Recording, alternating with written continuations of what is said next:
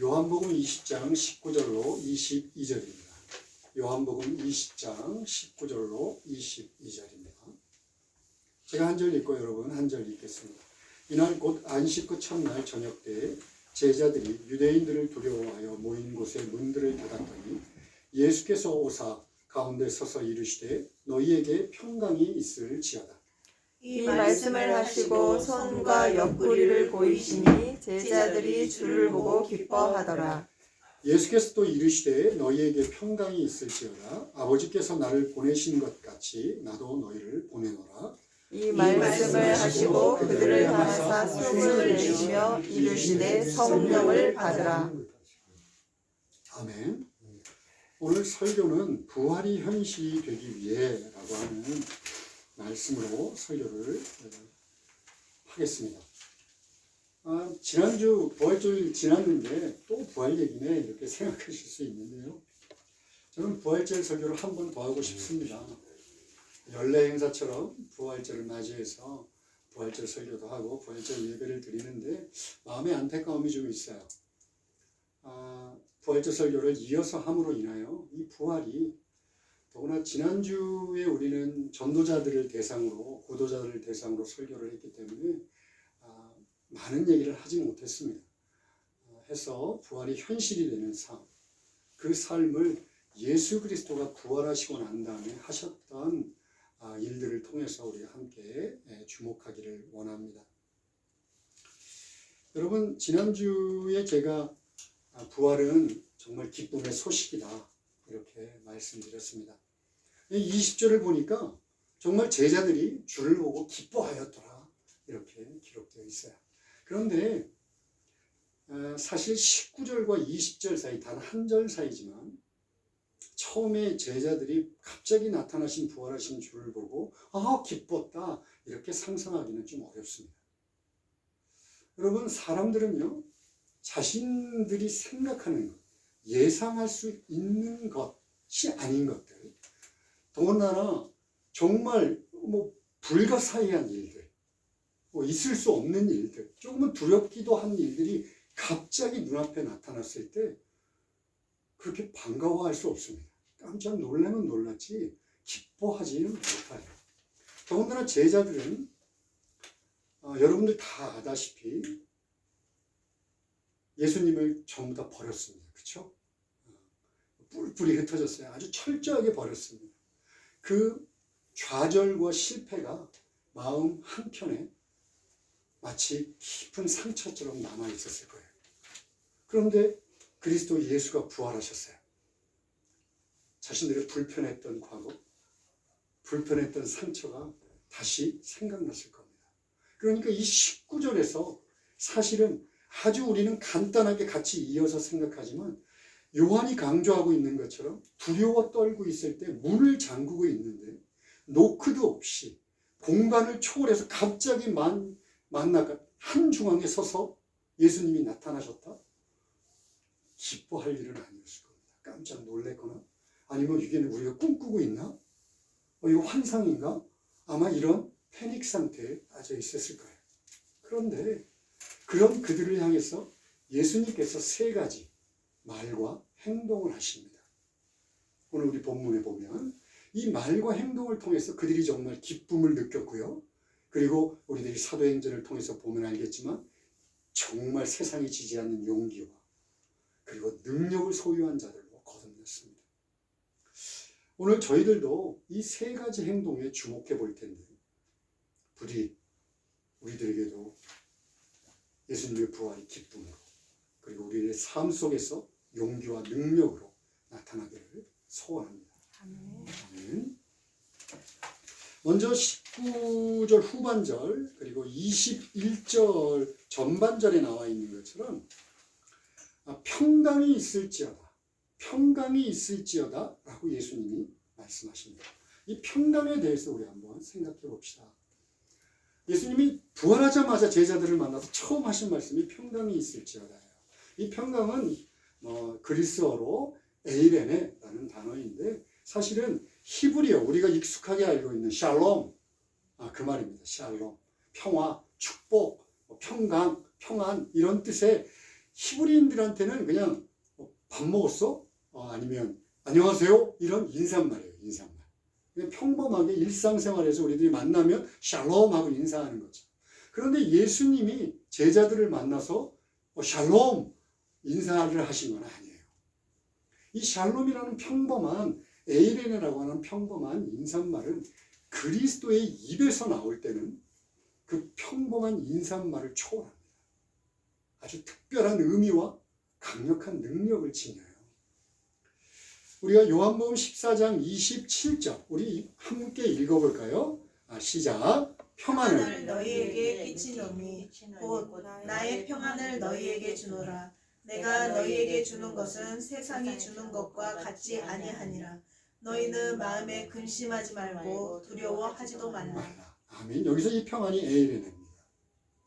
예수님께서 평안을 주시겠다는 건데 이게 언제 얘기냐면 이제 예수님이 곧 잡히시는 전 만찬 식사예요. 그러니까 금요일 밤에 같이 이제 이 지상에서의 삶이 얼마 안 남았구나.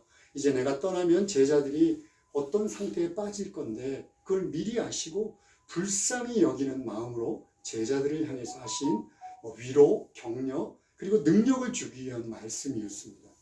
그런데 여기서 주목해야 되는 것은 이 평안이 세상의 평안이 아니라 나의 평안이라는 거예요. 즉 예수님의 평안이라는 겁니다. 이 예수님의 평안은 세상이 줄 수 없는 평안을 얘기합니다. 세상의 평안은요, 한시적이에요. 제한적입니다. 그리고 어떤 조건이나 환경이 갖춰져야지만이 얻을 수 있는 것을 세상의 평안이다라고 얘기합니다. 어떤 조건이나 환경이 갖추어져 있지 않으면 평안을 얻지 못하고 사람들이 늘 이라이라 해요. 그리고 평안을 잠시 얻었다가도 그 조건과 환경이 바뀌어버리면 다시 또 잠시 얻었던 평안은 무너져 버립니다. 그리고 더 타는 목마름이라고 그러죠. 더 간절한 목마름으로 자기가 누렸던 평안을 다시 잡기를 원하니까 더 열심히 그 조건을 갖추려고 해요. 이것이 세상에서 주는 평안을 얘기합니다. 그런데 예수님이 주시는 평안은요, 좀 달라요. 평안의 뿌리가 어디에 있냐면 하나님 나라에 있어요. 하나님 나라에 뿌리를 내리고 있어요. 그러니까 영원하며 또한 무한한 평안이에요. 하나님이 주시고자 하는 것은 하나님이 근거예요. 평안의 근거. 조건이나 환경이 근거가 아니라 하나님이 근거입니다. 그래서 예수님이 이것을 요한복음 4장에서는 성령과 비유하면서 이렇게 얘기합니다. 우리의 안에서 솟아오르는, 우리의 배에서 솟아오르는 마치 샘물과도 같다라고 이야기합니다. 그러니까 그렇게 자신 있고 세상의 조건이나 환경은 어쩔 수 없는 평안이니까 뒤에서 근심도 하지 마, 두려워하지도 마라고 예수님은 당당하게 말씀하시는 겁니다. 실제로 19절 제자들은 유대인들을 두려워하여 모인 곳에 문들을 닫았다 이렇게 얘기합니다. 지금 근심과 두려움을 안고 문을 꼭 닫고 잠그고 지금 두려워서 떨고 있어요. 뭘 두려워했을까요? 자기들도 해를 받을까 두려워한 거예요. 그죠? 예수님처럼 십자가에 달려 죽으면 어떡할까? 전전긍긍하고 있는 거예요. 그런데 다 근심하고 있습니다. 무슨 근심을 할까요? 이제부터 어떻게 살아야지? 앞으로 여태까지 우리가 3년 동안 생업도 다 버리고 그렇게 예수 그리스도를 쫓아다녔는데 이게 다 끝났네. 이제 우리 어떻게 살아야지? 이들에게 진정 평안이 필요한 것은요, 이 세상의 위협이나 협박이나 아니면 조건이 주는 평안이 아니라 그리스도 예수가 주는 이유를 알 수 없는 평안, 조건과 관계없는 평안, 하나님이 근거가 된 평안이 정말 필요했습니다. 그러니까 예수님께서 부활하시자마자 19절에서 너희에게 평안이 있노라. 그래서 있기를 원하노라 하지만 사실 peace to you, 너희에게 평안이 있다라는 말이에요. 평안이 있다. 여기서 요한복음 14장 27절에서는 내가 너희에게 평안을 주겠다 그랬는데 그 평안은 예수님이 부활하심으로 이미 너희들에게 있다라는 얘기예요. 여러분 우리의 삶도 마찬가지입니다. 아주 희희낙낙하고 근심 걱정 없어 보이는 사람도요. 이유를 알 수 없는 근심과 두려움을 갖고 있습니다. 사실 우리들이 인생을 살면서 갖고 있는 근심과 두려움은요. 두 가지로 나눌 수가 있어요. 눈에 보이는 것들이 있습니다. 눈에 보이는 것. 경제적인 어려움, 질병, 인간관계의 문제들, 또 자녀의 문제들 이런 것들이 눈에 보이는 근심과 두려움이에요. 그런데 눈에 보이지 않는 이유를 알 수 없는 근심과 두려움이 있습니다. 이걸 근원적인 두려움이라고 해요. 학자들의 말대로 인간들은 이렇게 피할 수 없는 근원적인 두려움을 갖고 있다라고 얘기합니다. 그래서 이것은요, 이유를 몰라요. 내가 무엇을 두려워하는지 실체를 몰라요. 그리고 내가 왜 근심하고 있는지도 몰라요. 그런데 나도 모르게 내 안에서 솟아오릅니다. 그러니까 이것이 어떻게 나타나냐면 화로 나타납니다. 불안으로 나타납니다. 만족하지 못하는 짜증으로 나타납니다. 여러분 주변에 왜 관계가 깨지는 줄 아세요? 그 사람이 잘못해서? 아니요. 내 안에 감추지 못하는 두려움을 내가 어떻게 표현하냐면 두려움을 짜증으로 표현하고 화로 표현하고 그리고 상대방을 통해서 그것을 만족하려고 하는데 상대방이 그걸 주지를 못해요. 그러니까 화가 막 나는 거예요. 이것이 인간 누구가 학자들이나 모든 사람들이 얘기하고 있는 근원적인 두려움과 근심을 안고 간다는 증거입니다. 여러분 세상 사람들이 왜 돈에, 재물에, 명예에 그렇게 목을 매는 줄 아십니까? 아니면 막 쾌락에 빠지거나 아무것도 아닌 것에 정말 손대면 안 된다 알고 있는데 약에 빠지는 줄 아세요? 행복해지려고요? 아니요, 그렇지 않습니다. 근심과 두려움을 조금이나마 잊고 싶은 거예요. 이건 제 말이 아닙니다. 심리학자들과 철학자들이 하는 말이에요. 이 세상에 근원적인 두려움을 안고 가는데 그 두려움을 잊는 방법으로 다른 어떤 대상들, 돈이나 재물이나 성공이나 명예나 아니면 사랑하는 어떤 사람들, 인간들에 집중합니다. 그걸로부터 만족을 못하면요 쉽게 쾌락에 빠지고 도박에 빠지고 그리고 약에 손을 댑니다.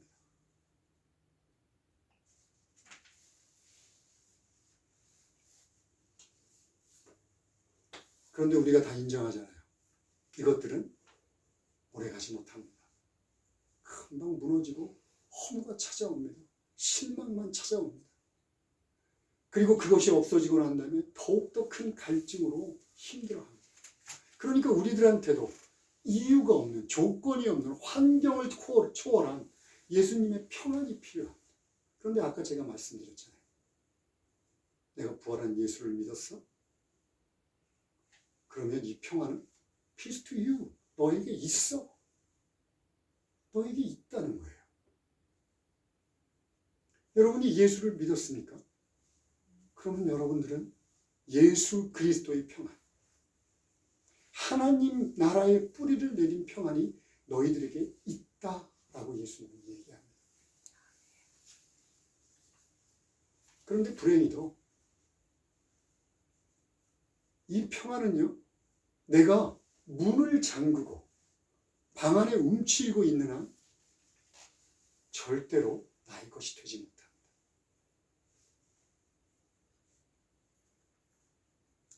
예수님은요, 오늘 본문에서 당신의 제자들, 그 당시의 제자들만이 아니라 예수 그리스도를 오고 가는 세대에서 믿고 있는 모든 자들에게 이 평안을 주시기를 원하고 이 평안이 있음을 알기를 원해요. 왜냐하면 우리도 똑같이 제자들처럼 두려워하고 근심하고 걱정 속에서 살고 있기 때문에 그렇습니다. 그런데 이 평안을 얻는 방법이 좀 특이해요. 우리 두 번째 한번 살펴봅시다. 21절 후반절을 보니까 예수님이 평안을 끼치노라 하는 이 축복, 평안이 너에게 있다라고 하는 이 축복의 말씀 뒤에 이어지는 말씀이 아버지께서 나를 보내신 것 같이 나도 너희를 보낸다라고 이어져 있어요.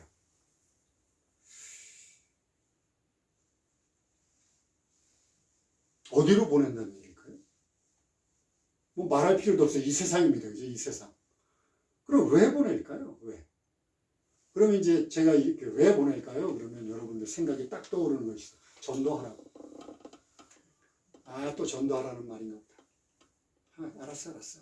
가볍게 여기고, 아니면 조금 부담을 느끼더라도 그냥 고개를 돌리고, 설교 시간 지나면 또 끝이다라고 생각할 거예요. 그런데 이 제자들에게는요, 일어나서 내가 너희를 보낸다라고 하는 것은요, 그렇게 간단한 차원의 것이 아닙니다. 여러분, 우리가 19절에서 봤잖아요. 이 사람들은 지금 두려워 떨고 있어요. 죽을지도 몰라요. 실제로 붙잡히면 죽을 겁니다. 사네드린 공회에서 병사들을 보내서 지금 찾고 있어요. 그러니까 일어나서 세상을 나가라? 죽으라는 소리예요.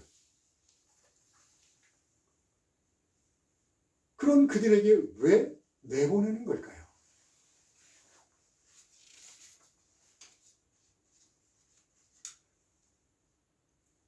물론 복음 전도가 최종적인 목적입니다. 예수를 믿는 사람들, 제자들, 특히 제자들이라 불리는 사람들은 이 부활하신 예수님, 그래서 승리하신 예수님, 영원한 생명을 주신 예수님, 아버지께서 아들에게 맡기셨던 그 사명을 제자들에게 위임했기 때문에 일어나서 담대히 복음을 증거해야 되는 것은 틀림없어요. 그런데 문맥적으로 중요한 흐름이 먼저 앞섭니다.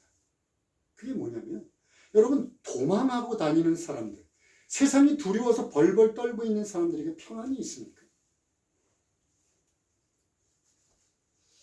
세상의 눈치를 보면서, 아니, 세상의 것들을 막 악고 가래, 정말 간절히 원하면서 세상 눈치를 보면서 그거를 좀 얻으려고 하는 사람들한테 평안이 있을 수 있을까요? 없습니다. 있을 수 없어요. 더군다나 예수 그리스도의 평안은 있을 수 없습니다. 여러분들이 이 세상에 살면서 평안을 누리고 싶죠. 이 세상에 평안하고 고요한 마음을 원치 않는 사람들이 어디 있습니까? 제자들도 봤잖아요. 그들에게 가장 중요한 것은 지금 이유를 알 수 없는 평안. 환경과 조건에 전혀 구애받지 않는 평안인데, 이 평안은 움츠리고선 고개를 쳐박고 지들끼리 벌벌벌 떨고 있는 도망자의 상태에서는 얻을 수 없습니다. 그러니까 예수님께서 얘기하는 거예요. 일어나. 일어나서 이미 너희에게 평안은 주어졌어. 그러니 담대히 나가. 그래서 세상 속에서 당당히 이 평안을 살아내.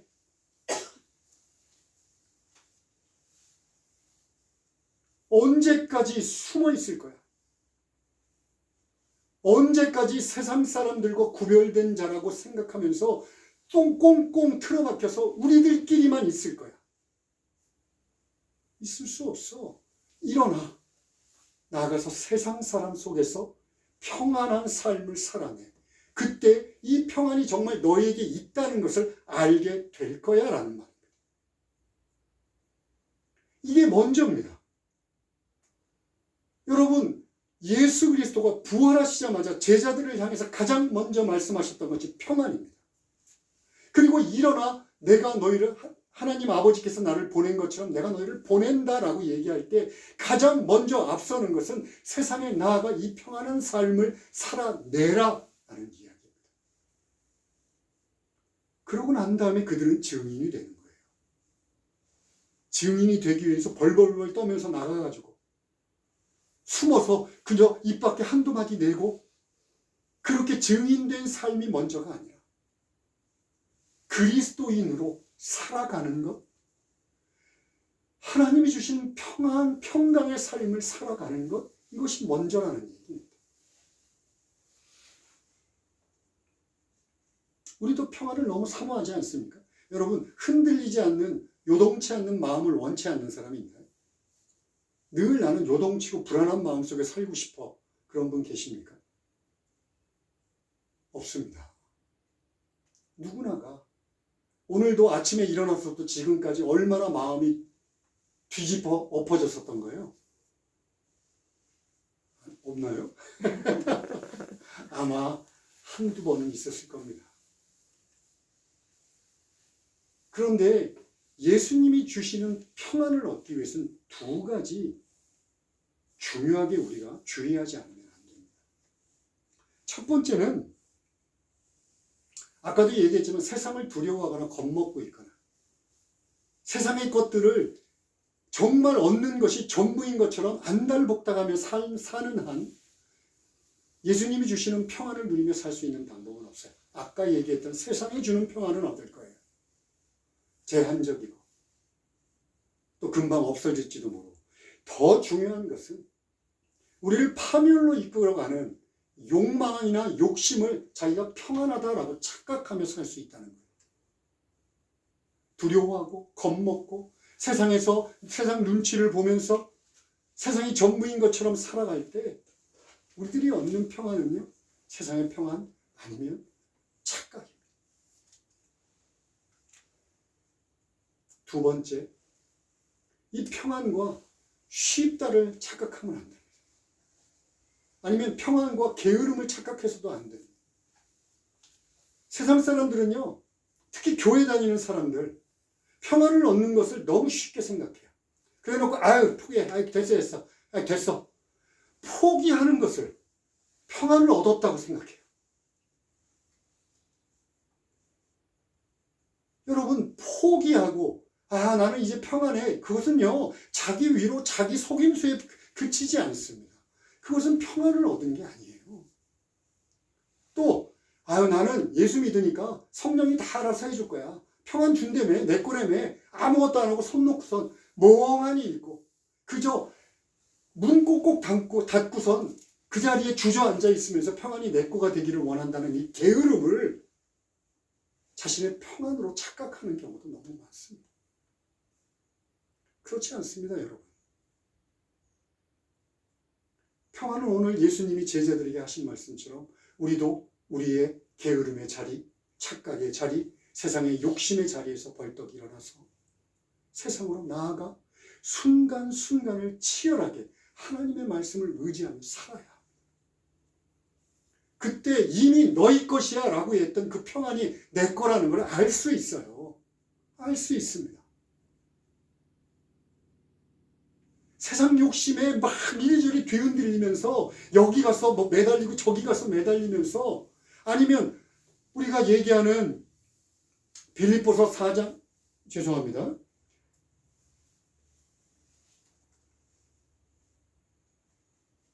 빌립보서 4장 6절 7절입니다. 이 세상에서 근심하고 걱정하면서 우리가 하나님이 주시는 평안을 누릴 수 있다? 있을 수 없습니다. 근심하며 걱정하는 것이 있지요. 왜 세상을 살면서 없겠습니까, 여러분? 경제적으로 어렵고 내일이 당장 어떻게 될지 모르고 내 병이 어떻게 될지 모르고 나의 관계가 어떻게 될지 모르고 나를 상하게 하는 사람이 있는 환경 속에서 어찌 늘 평안할 수 있겠습니까? 그런데 빌립보서 4장 6절 7절에 아무것도 염려하지 말고 다만 모든 일에 오직 기도와 간구로 감사함으로 너희 구할 것을 하나님 아버지께 아뢰라. 그리하면 보세요, 모든 지각에 뛰어난 하나님의 평강이, 모든 지각에 뛰어난 하나님의 평강이 그리스도 예수 안에서 내 마음과 생각을 지키시리라. 여러분, 이게 치열한 삶이에요.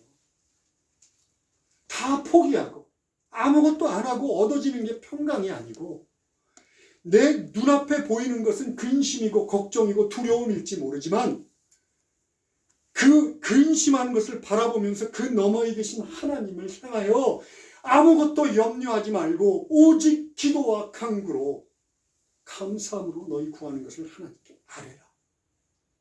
이것은 쉬운 일이 아닙니다.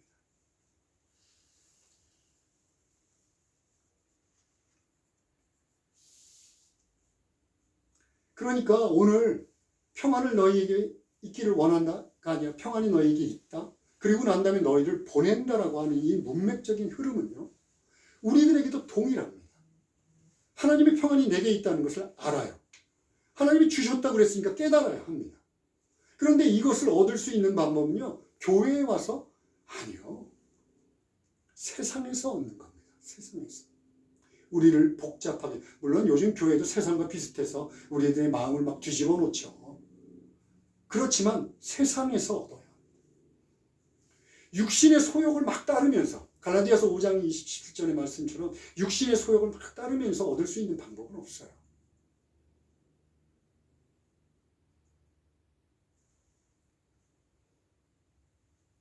그런데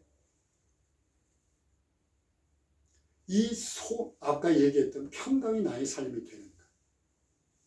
그리고 내가 하나님이 보내주신 것처럼 이 세상에 나가서 그 평강이 나에게 있는 것처럼 사는 것. 이것이 딱 내게만 맡겨진 일이면 우리는 자신 없습니다. 우리들은 우리들을 알잖아요. 그렇죠? 자신 없습니다. 그런데 22절 감사하게도 이 말씀을 하시고 그들을 향하사 숨을 내쉬며 이르시되 성령을 받으라 라고 얘기해요. 또 성령 얘기구나. 여러분, 예수 믿으면 어떻게 된다고요? 성령을 누구나가 받습니다. 그렇죠? 아멘? 아멘. 그리고 이 성령을 받은 자들만이 내가 예수를 믿었다고 하는 증거입니다. 이 성령이 바로 내가 예수 믿은 증거예요. 그러니까 예수님께서 야, 너희들 성령을 받아 이렇게 말씀만 하시면 될 거예요. 그죠? 근데 22절 보세요. 요한은 하나를 또 특이한 예수님의 행동을 기록합니다. 성령을 받으라, 이르시되 성령을 받으라 앞에 뭐라고 기록되어 있나요? 숨을 내쉬며, 숨을 내쉬며, 숨을 내쉬며. 요한은 이 말을 기록합니다. 여러분, 익숙한 이 행동이 어디서 본 것 같지 않습니까?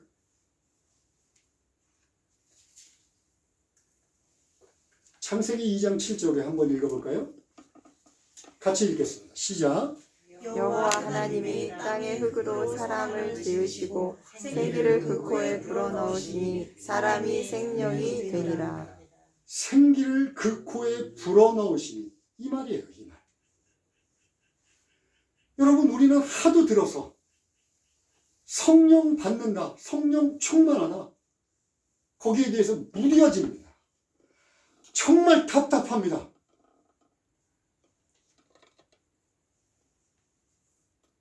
성령 있어도 그만, 없어도 그만. 그런데 예수님이 얘기합니다. 너희들 성령을 받는 것은 새로운 창조다. 왜 우리가 예수 믿으면 거듭났다고 합니까? 왜 거듭났다고 하는 겁니까? 새롭게 창조됐다는 거예요.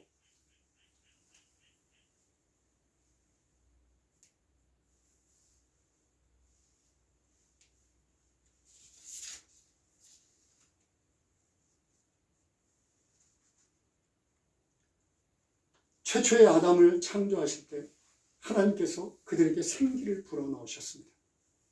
그래서 흙으로 만든 아담이 사람이 되었습니다. 생명이 되었습니다. 이제 예수님께서 하나님으로서 성령 하나님을 우리에게 주심으로 인하여 우리는 새로운 피조물, 거듭난 인간, 새롭게 창조된 하나님의 자녀가 된 거예요.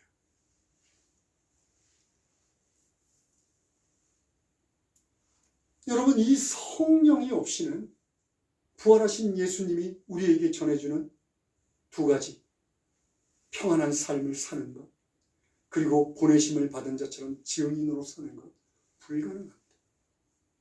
불가능해요, 여러분.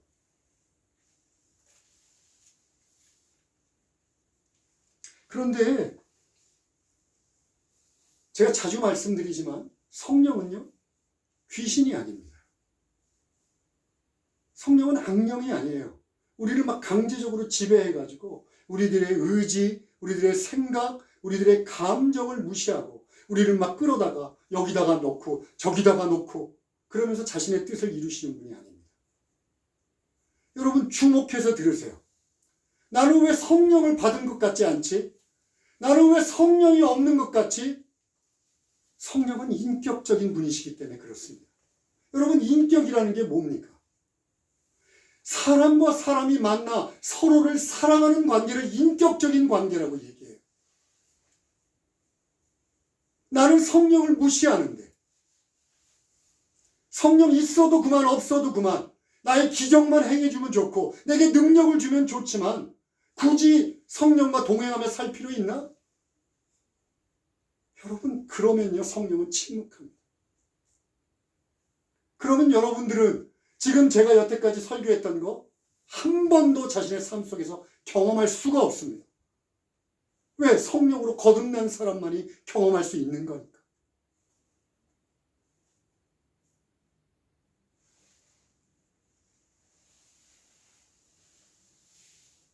다시 강조하지만, 나 예수 믿을 때 성령 세례 받았대. 그래, 그러면 아무것도 안 해도 되는구나. 성령이 다 알아서 하겠지 뭐. 여러분, 그래갖고는 성령은 일하지 않으십니다. 또 갈라디아서 5장 17절의 말씀처럼 내가 육신의 소욕을 가지고 성령의 소욕을 막 거스르면서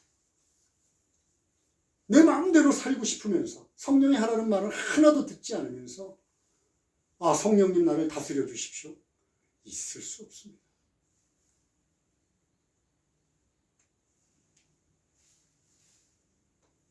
우리가 새롭게 창조되었다. 하나님이 주시는 참된 평강을 누리며 살 수 있다. 이 세상을 능력 있게 이기는 삶으로 살아갈 수 있다. 이것은 바로 성령이 하시는 일입니다. 성령이 우리를 파트너로 삼으셔서 우리와 함께 하시기를 원하는 사역, 이것이 바로 평강을 누리는 삶이며 증인의 삶입니다. 그러니까 내가 예수를 믿었어. 그래서 성령을 받았어. 그렇다면 사모해야 합니다. 여러분, 말씀, 기도, 예배, 제가 여러 번 얘기했지만 이것은요 통로입니다. 성령을 받을 수 있는 통로. 사모하고 간절히 원하고, 하나님, 왜 나는 성령이 없는 사람 같죠? 나는 왜 성령의 사람이라고 분명히 평강이 나에게 있다고 얘기하는데 나는 왜 느끼며 살지 못하죠? 하나님, 나를 불쌍히 여기셔서 성령의 사람으로 살 수 있게 해주십시오. 간구하고 하나님께 동행하기를 원하고, 성령 하나님과 동행하기를 원하고, 그럴 때 성령님은 일하십니다. 그럴 때 우리는 이 세상에서 예전 같으면 이라 하고 답답하고 흔들리고 화가 나서 견디지 못하고 불안해서 어쩔 줄 모르고, 그런 삶 속에서 이상하네, 나를 지키시는, 내 마음과 내 생각을 지키시는 하나님이 계시구나 체험하며 살아갈 수 있습니다. 여러분, 에베소서 5장 18절의 말씀처럼요, 성령은 충만함을 사모하는 자에게 주어집니다. 성령 충만함, 사모하는 자에게 주어집니다. 말씀을 정리하고 싶습니다. 제가 부활의 소식은 참으로 기쁜 소식이라 여러분들에게 말씀드렸어요. 그런데 우리들이 부활을 경험하기 전까지는 아까 얘기했던 19절의 제자들의 상태에 먼저 처해질지 모릅니다. 부활은 우리들에게 익숙하지 않아요. 이 세상에 익숙한 우리들에게는 좀 두려운 일일 수도 있어요. 부활은 좀 헷갈리고 혼란스럽게 우리를 만들 수도 있어요. 아니면 그냥 덮어놓고 꿈처럼 그냥 저쪽에다 밀어놓고 아무런 생각도 없이 부활 이렇게 그냥 여길 수도 있어요.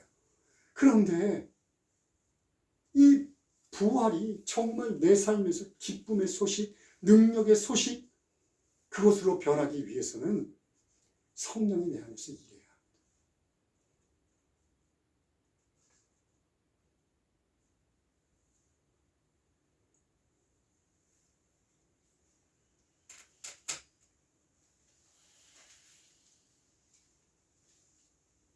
오늘 우리는 본문을 통해서 봤습니다. 예수님이 부활하자마자 두려워 떨고 있는 제자들에게 첫 번째 하셨던 말씀, 평강. 그리고 두 번째, 가서 내 삶을, 평강의 삶을 살아내라. 이 모든 일은 내가 너희들에게 부어주시는 성령으로 인해 다 이루어질 것이다. 그렇다면 우리가 부활주의를 지나고 또 부활을 저쪽에다 치워놓고 그냥 또 일상의 삶에서 치이고 이리 복닥 저리 복닥 그렇게 살아가지 말고 성령을 사모해야 됩니다. 여러분, 제가 계속 반복합니다. 너무너무 답답해서 지금 3번, 4번 반복합니다. 여러분, 성령 없이 신앙생활 불가능합니다. 자기 의로 종교생활을 할 수 있을지 몰라요. 그러나 성령 없이 신앙생활, 믿음생활은 불가능합니다. 제발 성령을 사모하십시오. 그리고 기도할 때 달라도 중요하지만 가장 먼저 성령을 달라고 기도하십시오. 예수님께서 부활로 이 세상을 이기셨습니다. 우리도 이미 이 세상을 이겼습니다. 완전하지는 않지만 성령께서 우리에게 임하시면 우리가 정말로 세상을 이긴 자처럼 살아갈 수 있습니다. 기도합시다. 하나님 아버지, 예수님이 부활하셔서 우리들에게 평강을, 그리고 소명을, 그리고 성령을 주셨습니다. 아버지, 성령이 없이는 평강도 없고 성령이 없이는 소명도 없습니다. 우리가 교회를 다니며 소명을 부르짖지만 내가 그것이 나의 소명이 아닌 것 같은 것은 성령께서 일하지 않기 때문에 그렇습니다. 아버지, 안타까워해야 합니다. 우리가 간절한 마음으로 성령을 소망하며 성령이 정말 우리에게 일하실 수 있도록, 그렇게 살아갈 수 있도록 주님, 우리를 불쌍히 여겨 주시옵소서. 예수님의 이름으로 기도합니다. 아멘.